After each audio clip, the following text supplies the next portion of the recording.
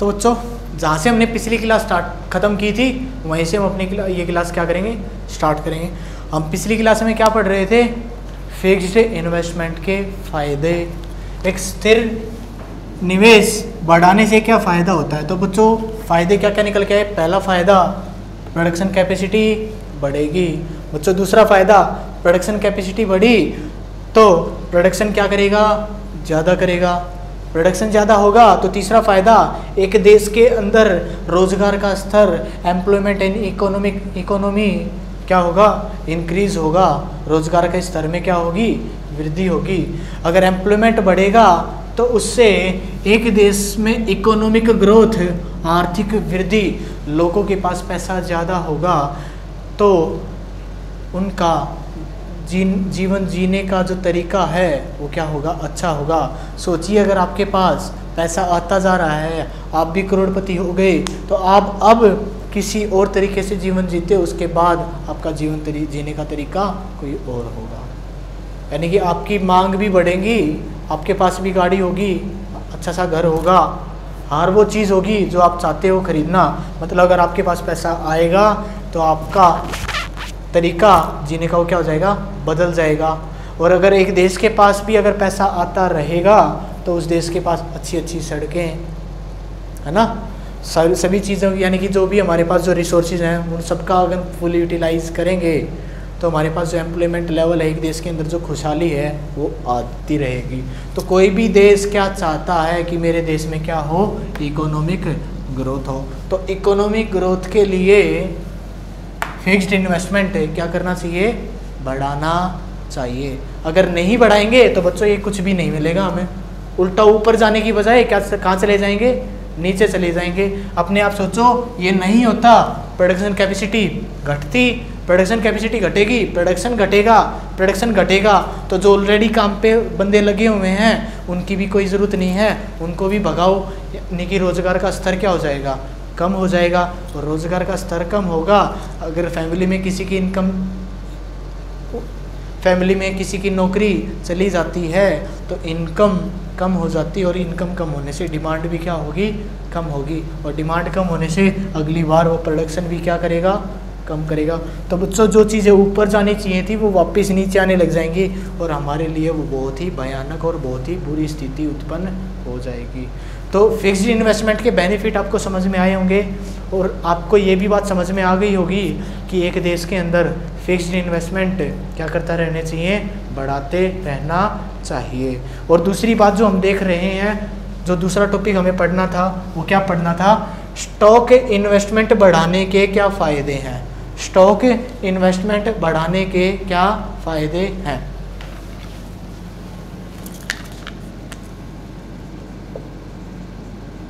Stock investment,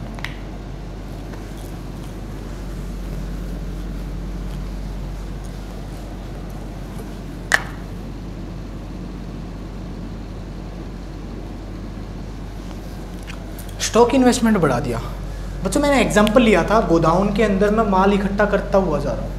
मान लिया मेरी फैक्ट्री है, मैं चेयर्स बनाता हूँ या पेन बनाता हूँ, तो प्लास्टिक मुझे बाहर से खरीदना पड़ेगा। बाहर से खरीदूंगा मैं, प्लास्टिक का क्या करता जा रहा हूँ, कच्चे माल का स्टॉक करता हुआ जा रहा हूँ। अगर मान लेते हैं जैसे अभी लॉकडाउन हुआ, अगर इसी का एग्जांपल लें और भी अच्छा है, लॉकडाउन हो गया, आगे से माल खरीदना क्या हो गया, बंद हो गया। अब लॉकडाउन ओपन भी होगा, मान लिया बाजार सामने से माल आ नहीं रहा है, अगर मेरे पास स्टॉक नहीं होता क्या मैं प्रोडक्शन आगे कर पाता, नहीं कर पाता। तो प्रोडक्शन मेरा क्या हो जाता, रुक जाता। और प्रोडक्शन रुकेगा तो बच्चों हमने पीछे पढ़ लिया, प्रोडक्शन कम होगा तो क्या क्या घातक सिचुएशन क्रिएट हो सकती है। तो बच्चों प्रोडक्शन ना रुके इसीलिए हम क्या इकट्ठा रखते हैं अपने पास, स्टॉक इन्वेस्टमेंट रखते हैं। तो बच्चों जैसे ही आप अपनी बुक खोलोगे, बुक में आप देखोगे सिग्निफिकेंस ऑफ इन्वेंट्री इन्वेस्टमेंट, उसमें जो आपको पहला पॉइंट दिखेगा अनइंटरप्टेड सप्लाई। मीन्स सप्लाई को इंटरप्ट मतलब प्रभावित नहीं कर पाओगे। सप्लाई मीन्स क्या करना, चीज़ों को बेचना। बेचेंगे कब, पहले बनाएंगे, और बनाने के लिए कच्चा माल होना ज़रूरी है। अगर कच्चा माल नहीं होगा तो बनेगा कैसा। अगर कच्चा माल पर्याप्त मात्रा में है, भरपूर मात्रा में है, प्रोडक्शन अच्छे से होगा, प्रोडक्शन अच्छे से होगा तो सप्लाई भी अच्छे से होगी।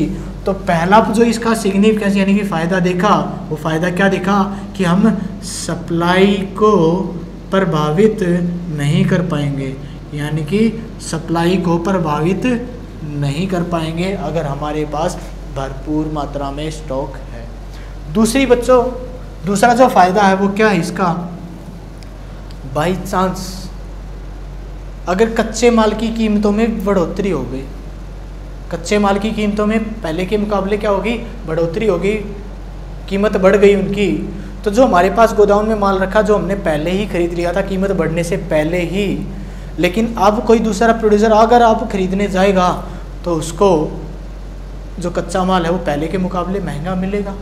और प्रोडक्शन महंगा मिलेगा, कच्चा माल महंगा मिलेगा तो उसकी लागत बढ़ जाएगी और उसको कीमत क्या करनी पड़ेगी, बढ़ानी पड़ेगी। अगर कीमत नहीं बढ़ाई, मान लिया पहले ये पेन बनाता था और इस पेन को बेचता था 10 रुपये का, अगर कच्चा माल महंगा मिलेगा तो इसको इस पेन का रेट क्या करना पड़ेगा, बढ़ाना पड़ेगा। अगर पेन का रेट बढ़ाएगा, नहीं बढ़ाया तो उसको लाभ पहले के मुकाबले क्या होगा, कम होगा। तो जो कीमतें जो एकदम से बढ़ जाती हैं, उस रिस्क से बचने के लिए भी हम क्या करते हैं, स्टॉक इन्वेस्टमेंट को बढ़ाते हैं। यानी कि फ्यूचर रिस्क होता है, जो भी इन फ्यूचर कोई भी रिस्क हो, उस रिस्क से हमें बचाता है कौन, स्टॉक इन्वेस्टमेंट के रूप में सामान रखना या स्टॉक इन्वेस्टमेंट में पैसा लगाना, वो लगाने से हमारा ये फ़ायदा होता है। चलो बच्चों, यहाँ तक आपको समझ में आया होगा, तो अपने कॉन्सेप्ट को आगे बढ़ाते हैं। साथ के साथ आप नोट करते रहिएगा कि हम कौन कौन से टॉपिक पढ़ चुके हैं। आगे चल के अगर दोबारा इन्वेस्टमेंट का नाम आता है तो आपके दिमाग में पहले ही आ जाना चाहिए कि इन्वेस्टमेंट का मतलब क्या और इन्वेस्टमेंट के टाइप क्या है। क्लियर है बच्चों? जो भी मैंने लिखा था ना, चेंज इन स्टॉक, इससे पहले जो मैंने पढ़ा है आपको चेंज इन स्टॉक, उसका जो फॉर्मूला था वो आपका पूरी नेशनल इनकम में पीछा नहीं छोड़ेगा। क्या फॉर्मूला था चेंज इन स्टॉक का? Closing stock minus opening stock. बच्चा, ये पूरी नेशनल इनकम में ये फॉर्मूला यूज़ होगा। जितने पूरे बड़े बड़े फॉर्मूले हैं, और वो बड़े बड़े फॉर्मूले बहुत छोटे छोटे फॉर्मूले, आपको बगैर रटे आपको हर एक फॉर्मूला एक ही बार में पूरा याद हो जाएगा। उस फॉर्मूले में एक छोटी सी वैल्यू होगी चेंज इन स्टॉक, वो कैसे निकलेगी आपको अभी समझ में आ गई। तो बच्चों, अभी जो पढ़ा रहा हूँ ना वो आगे चल के यूज़ होने वाला है, इसीलिए आप बड़े ध्यान से वीडियो को देखिए, बड़े ध्यान से अपनी पढ़ाई को कीजिए और अच्छे से बगैर कोई प्रेशर लिए हुए, तो बड़ी आसानी से आपको चीज़ें समझ में आएंगी। तो बच्चों, अभी मैं वर्ड लिख रहा हूँ आपके सामने, ग्रोस इन्वेस्टमेंट। क्या नाम लिखूँगा? Gross investment. क्या नाम लिखा? Gross investment. बच्चों, मैं आपको 3 फॉर्मूले पढ़ाऊंगा इससे रिलेटेड। अभी एक फॉर्मूला हम पढ़ रहे हैं, दूसरा फॉर्मूला कुछ एग्जाम्पल, कुछ टॉपिक्स करने के बाद पढ़ेंगे। अभी जो पहला फॉर्मूला है, अब मैं जो अंडरलाइन कर रहा हूँ सिर्फ उस वर्ड पर फोकस कीजिएगा, क्योंकि यहाँ लिखी हुई वैल्यू कुछ भी हो सकती है, लेकिन आगे का वर्ड वही रहेगा। ग्रोस वैल्यू से हम निकालेंगे नेट इन्वेस्टमेंट। क्या निकालेंगे? Net investment. शुद्ध निवल निवेश। तो मैं यहां अंडरलाइन कर रहा हूं नेट को, और वहां मैंने क्या किया था? ग्रोस को। सकल निवेश। हमें ग्रोस वैल्यू से नेट वैल्यू चाहिए। यहाँ कुछ भी हो सकता है, XYZ कुछ भी नाम आ सकता है। क्या क्या नाम आएंगे हम आगे भी देख लेंगे। यहाँ हमारा GI मीन्स ग्रोस इन्वेस्टमेंट, यहाँ है हमारा NI मीन्स नेट इन्वेस्टमेंट। मैं बात कर रहा हूँ आपकी G से N पर जाने की, ग्रोस से N पर जाने की। बच्चों, ये क्या है? जैसे अगर इसको नॉर्मल एग्जांपल से समझाऊं, पहले मैंने एक मशीन खरीदी थी आज से 3 साल पहले, आज से 3 साल पहले एक मशीन खरीदी थी जिसकी कीमत 50 लाख रुपए थी, जिसकी कीमत 50 लाख रुपए थी। लेकिन अगर आज मैं उस मशीन को अगर बेचूं, अगर मैं आज उस मशीन को बेचूं तो मुझे कितना पैसा मिलेगा? 50 लाख मिलेगा या उससे कम मिलेगा?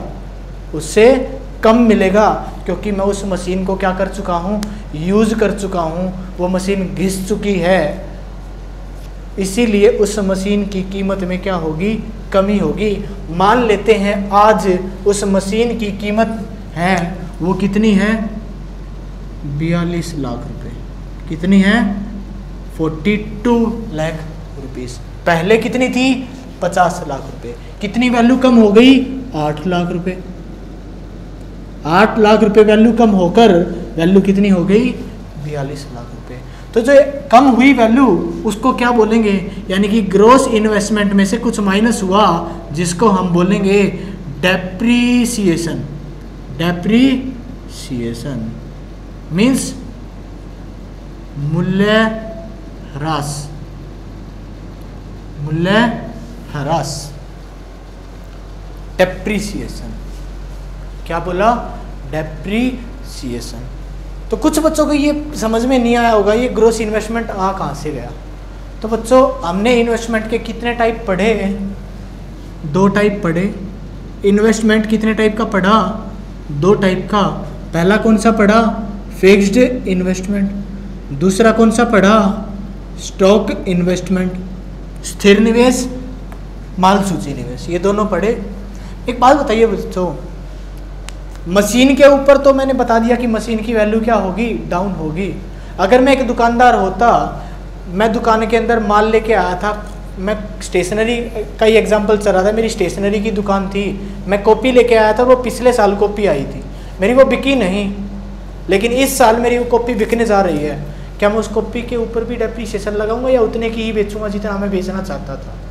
उतने की ही बेचूंगा जितना मैं बेचना चाहता था। मीन्स जो कच्चा माल या जो स्टॉक के रूप में जो इन्वेस्टमेंट है, स्टॉक इन्वेस्टमेंट है, इसके ऊपर डेप्रीसिएशन नहीं लगता, इसके ऊपर डेप्रीसिएशन नहीं लगता। लेकिन जो फिक्स्ड इन्वेस्टमेंट है उसके ऊपर डेप्रीसिएशन लगेगा, उसके ऊपर डेप्रीसिएशन लगेगा। अब मैंने लिखा ग्रॉस इन्वेस्टमेंट, तो मैं बताता हूँ कि ये ग्रॉस इन्वेस्टमेंट एक्चुअल में क्या था।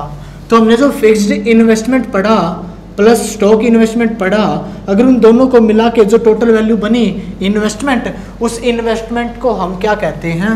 Gross investment. क्या कहते हैं? Gross investment. क्लियर है?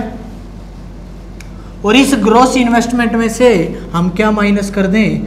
डेप्रीसिएशन माइनस कर दें, तो हमारी क्या वैल्यू बन जाएगी? Net investment. Net investment.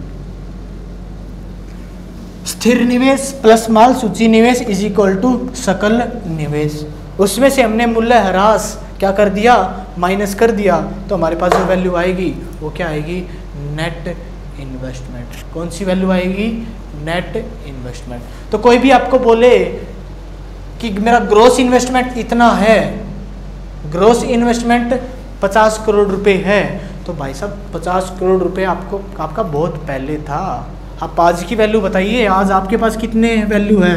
तो बोला अगर मैं आज के हिसाब से देखूं तो मेरे पास तो 12 करोड़ की वैल्यू है। मीन्स कहाँ 50 करोड़ रुपए की ग्रॉस वैल्यू बता रहा था और आज कहाँ 12 करोड़ रुपए की वैल्यू रह गई। बीच का जो 38 करोड़ रुपए है वो क्या हो गया? डेप्रीसिएशन। तो एक्चुअल में इन्वेस्टमेंट देखने के लिए हम कौन सी वैल्यू को मेन प्रेफर देते हैं? हम मेन प्रेफरेंस नेट इन्वेस्टमेंट को देंगे, ग्रॉस इन्वेस्टमेंट को हम प्रेफरेंस नहीं देंगे। क्लियर है बच्चों? क्लियर? तो gross investment minus depreciation is equal to net investment. Clear है? नेट इन्वेस्टमेंट के क्या फ़ायदे होंगे? तो बच्चों नेट इन्वेस्टमेंट ज़्यादा है तो वही बात, नेट इन्वेस्टमेंट ज़्यादा होगा तो मशीनरी और स्टॉक सभी में, दोनों में पैसा क्या होगा? ज़्यादा होगा।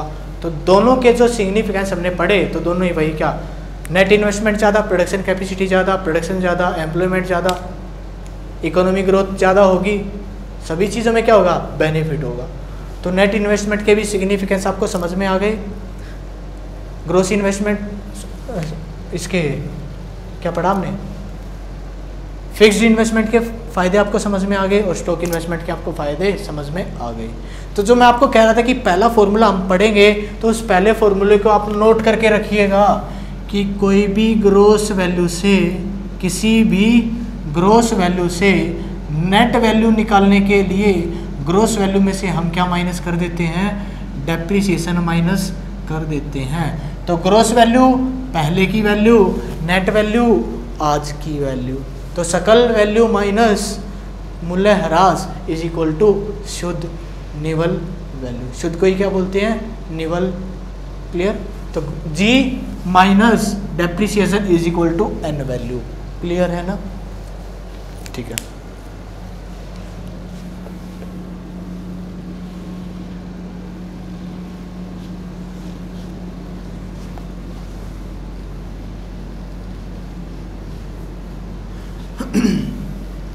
तो बच्चों इन्वेस्टमेंट हमारा क्लियर हो चुका, लेकिन अभी इन्वेस्टमेंट करवाते हुए ग्रोस इन्वेस्टमेंट से नेट इन्वेस्टमेंट पर जैसे ही हम पहुंचने लगे तो एक वर्ड आया बीच में जिसका नाम था डेप्रिसिएशन।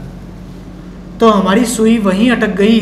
पहले हमें डेप्रिसिएशन अच्छे से क्लियर करो, तभी हम अगले टॉपिक पर के ऊपर बढ़ेंगे।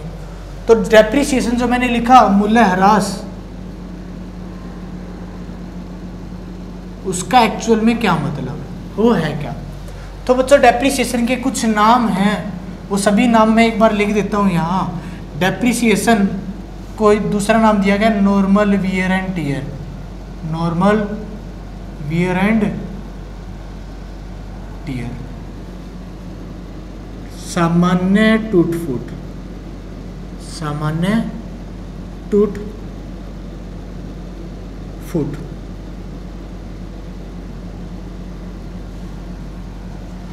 और बच्चों हिंदी में एक और नाम लिया जाता है इसका, घिसावट।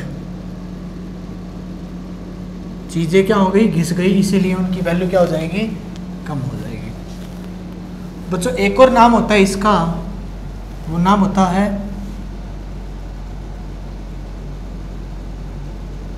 कंजप्शन ऑफ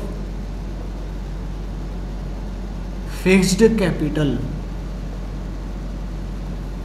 जो फिक्स कैपिटल हमने लगाई थी, एग्जाम्पल लिया था उस मशीन का कि फिक्स पैसा लगाया 50 लाख रुपए का, फिक्स पूंजी लगाई 50 लाख रुपए की, जो क्या हो जाएगी, कम हो जाएगी, और उतनी ही कम होगी जितनी हम उसको क्या कर चुके हैं, यूज़ कर चुके हैं।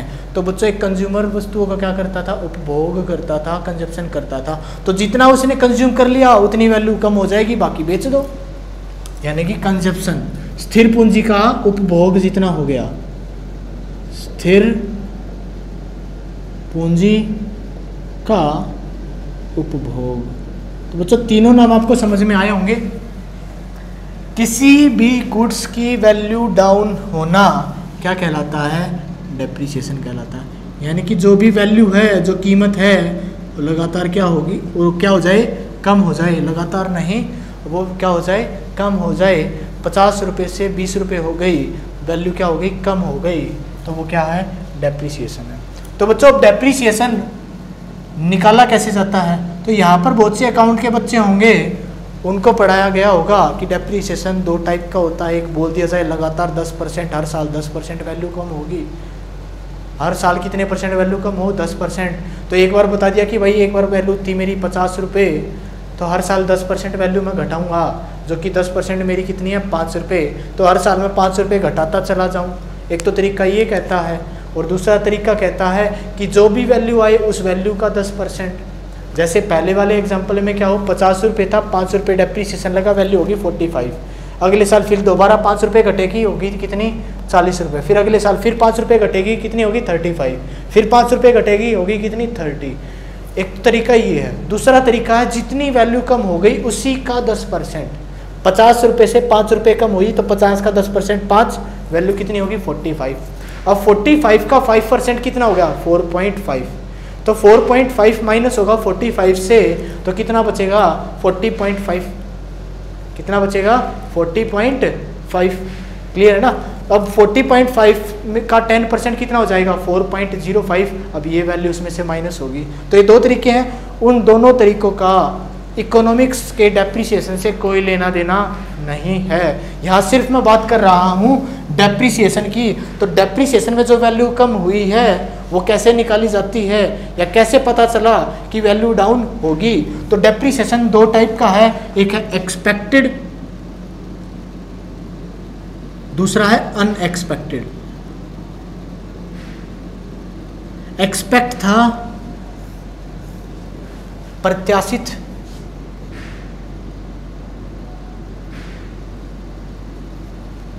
अप्रत्याशित।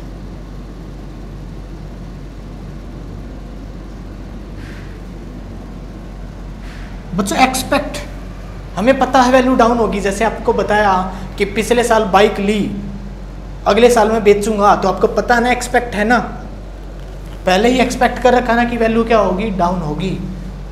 क्यों डाउन होगी? क्योंकि हम उसको यूज कर चुके हैं। दूसरी बात, जो मोबाइल कंपनी ने पिछले साल लॉन्च किया था, उस मोबाइल की आज की वैल्यू, नए मोबाइल की ही वैल्यू पुराने अगले साल क्या हो जाती है, कम हो जाती है। अगर उसी कंपनी से अगर वही मोबाइल लेने जाएं, वैल्यू क्या हो जाएगी उसकी, कम हो जाएगी। क्यों कम होगी? क्योंकि अगले साल तक टेक्नोलॉजी में चेंज होकर कोई नया मोबाइल और उससे अच्छा मोबाइल, उतने ही रुपए में उससे अच्छा मोबाइल हमें मिल रहा है। तो हम क्यों पुरानी टेक्नोलॉजी के पीछे भागेंगे? तो इसीलिए कंपनियां अपने नए प्रोडक्ट का प्राइस ही टाइम टू टाइम लगातार क्या करती रहती हैं, कमी करती रहती हैं, क्योंकि उन सभी को पता है, उन सभी को एक्सपेक्टेड है पहले से ही, क्योंकि नई टेक्नोलॉजी आएगी जिसकी वजह से हमारे प्रोडक्ट का प्राइस मजबूरन हमें क्या करना पड़ेगा, कम करना पड़ेगा। तो उनकी कीमत में क्या होगी, कमी होगी। और वो कीमत में कमी होना, वैल्यू कम होना, ये क्या कहलाता है, डेप्रिसिएशन कहलाता है। क्लियर है ना। तो दूसरा क्या था, अनएक्सपेक्टेड। जो अनएक्सपेक्टेड था वो क्या है, एक्सपेक्ट नहीं था इतनी वैल्यू कम हो जाएगी, अचानक से हो गया। प्राकृतिक आपदाएं, नेचुरल डिजास्टर वगैरह आ गए, एक्सीडेंट्स प्राकृतिक आपदा की तरह ही है एक तरीके से। कहीं जा रहे थे, भगवान ना करे किसी के साथ हो, बाइक खड़ी थी, कोई ट्रक साइड से जा रहा था, टायर फटा और बाइक के ऊपर गिर गया, तो बाइक बिल्कुल ख़त्म। किसी ने बिल्डिंग में इन्वेस्ट किया पैसा, तो बिल्डिंग में 50 करोड़ रुपए लगा दिए, भूकंप आया, बिल्डिंग गिर गई, तो पैसा 50 करोड़ रुपए की बिल्डिंग थी, अब कितने की रह गई, ज़मीन की वैल्यू रह गई। तो ये सारी चीज़ें एक्सपेक्ट है या अनएक्सपेक्ट है, अनएक्सपेक्टेड। अचानक से वैल्यू बिल्कुल कम हो जाए जो हमने एक्सपेक्ट किया ही नहीं था, उस टाइप से अगर वैल्यू कम होगी तो वो कहलाएगा अनएक्सपेक्टेड डेप्रिसिएशन। तो डेप्रिसिएशन कितने टाइप का होता है, दो टाइप का, पहला एक्सपेक्टेड, दूसरा अनएक्सपेक्टेड। क्लियर है बच्चों? ठीक है। तो बच्चों जो भी कंपनियां होती है ना, उन सभी के पास मशीनरी तो होती है, और उस मशीनरी के ऊपर क्या लगेगा, डेप्रिसिएशन लगेगा। तो बच्चों हर साल उस मशीन की वैल्यू क्या होगी, कम होगी, और एक साल ऐसा आएगा कि वो मशीन बिल्कुल चलने की हालत में नहीं होगी और हमें नई मशीन लेनी पड़ेगी। हमने क्या करनी पड़ेगी, नई मशीन लेनी पड़ेगी। तो बच्चों मशीन 10-20 रुपए की तो आती नहीं, लाखों में करोड़ों में उस मशीन की वैल्यू होती है। हमारे पास अचानक अगर से उतना पैसा नहीं हुआ तो वो फैक्ट्री वाला या वो कंपनी वाला वो मशीन परचेज नहीं कर पाएगा।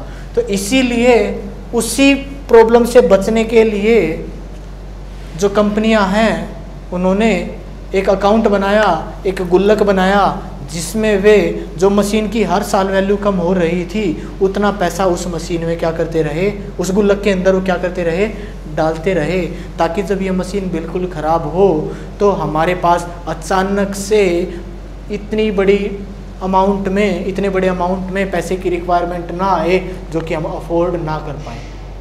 उसी प्रॉब्लम से बचने के लिए उन्होंने उस गुल्लक का यूज़ किया और उस गुल्लक में पैसा डाला, जिसका नाम उन्होंने लिखा डेप्रिसिएशन रिजर्व फंड।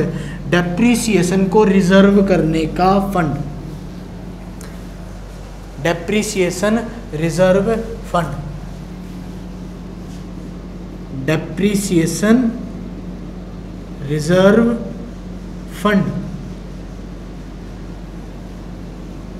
मूल्यह्रास आरक्षित फंड।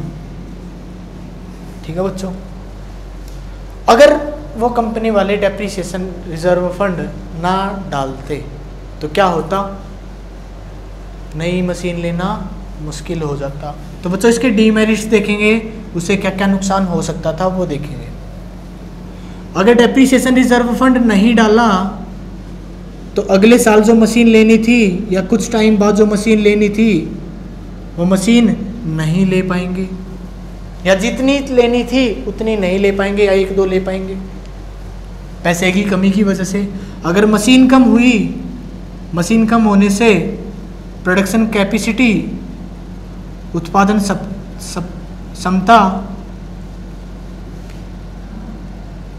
उत्पादन क्षमता क्या हो जाएगी, कम हो जाएगी। प्रोडक्शन कैपेसिटी, उत्पादन क्षमता कम हो जाएगी, और उत्पादन क्षमता कम होगी तो उत्पादन कम होगा, और प्रोडक्शन कम होगा तो बच्चों एम्प्लॉयमेंट क्या होगा, रोजगार कम होंगे, और बच्चों रोजगार कम होंगे तो लोगों की आय का स्तर, इनकम लेवल वो क्या होगी, कम होगी। और बच्चों आय कम हो गई तो डिमांड, मांग क्या होगी, कम होगी, और मांग दोबारा कम हो गई तो प्रोडक्शन मजबूरन प्रोड्यूसर को क्या करना पड़ेगा, कम करना पड़ेगा, और फिर यही प्रोसेस चलता रहेगा।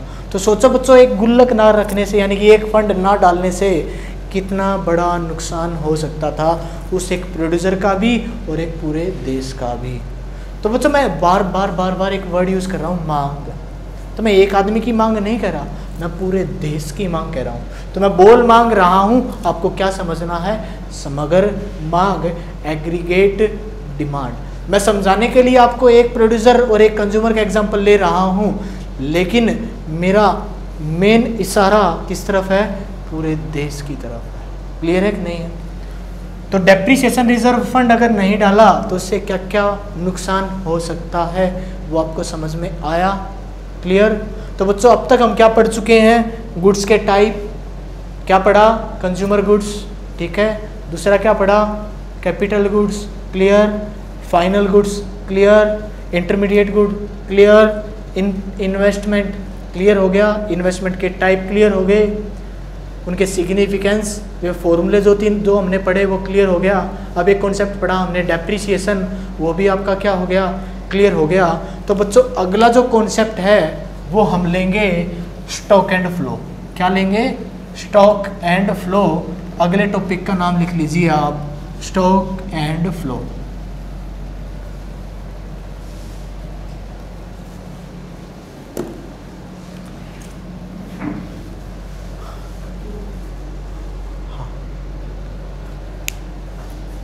तो बच्चों जो स्टॉक एंड फ्लो है वो हम अगली क्लास से स्टार्ट करें। तो अगली क्लास से हम अपना टॉपिक स्टार्ट करेंगे, स्टॉक एंड फ्लो। मिलेंगे अगली क्लास में। ओके बच्चे, अपना पढ़ाई अच्छे से करते रहिए, वीडियो लगातार देखते रहिए। Okay, thank you.